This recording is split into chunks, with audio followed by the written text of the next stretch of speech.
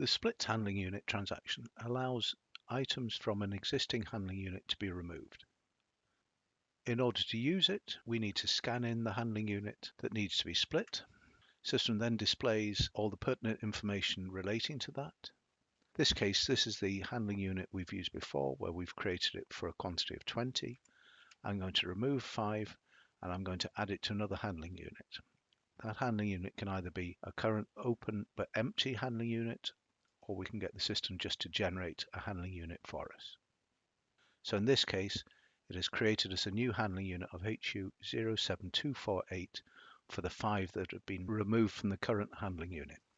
I can then print a label for the handling unit,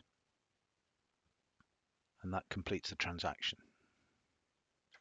The net effect of this is to reduce the original handling unit from a quantity of 20 to a quantity of 15, and to have created a new handling unit for a quantity of 5.